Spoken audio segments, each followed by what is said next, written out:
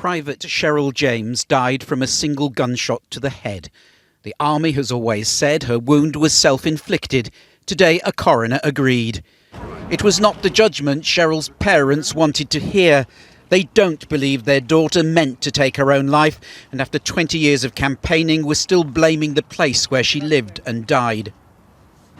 Deepcut was a toxic and horrible environment for a young woman, and we have no doubt that this would have had a terrible impact on those that were required to live there.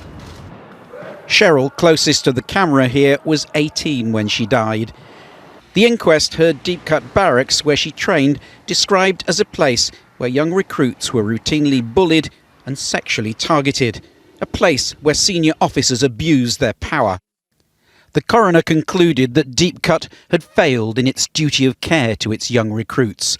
With too few training officers to look after the young soldiers, he also identified a sexualised atmosphere at the barracks, with improper relations between instructors and trainees.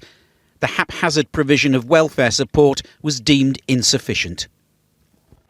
The culture at this military training base in the 90s came in for the strongest criticism during this inquest, though the coroner said one witness's account that Cheryl James had been ordered to have sex with another recruit was without foundation. And while bullying and improper relationships were commonplace here, the coroner said, he did not believe that they played a direct part in her decision to take her own life. The inquest heard Cheryl had been unhappy and had talked of leaving the military. The army insists Deepcut is a better place now. The army has made many profound changes since 1995, which the coroner has acknowledged. But we do recognise that change is a continuous process. Surrey police have also admitted failures.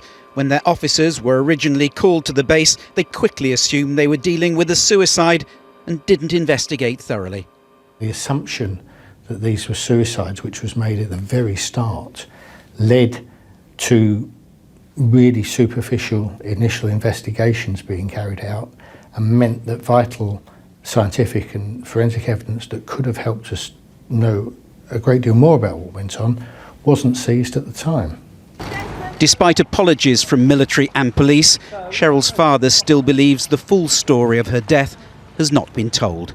Having listened to all the evidence, and I've been there every single day, I've listened to every statement, I've read every statement, listened to every witness, and I just don't feel, and I know I'm not on my own, I just don't feel that the verdict is where the evidence led us, quite frankly.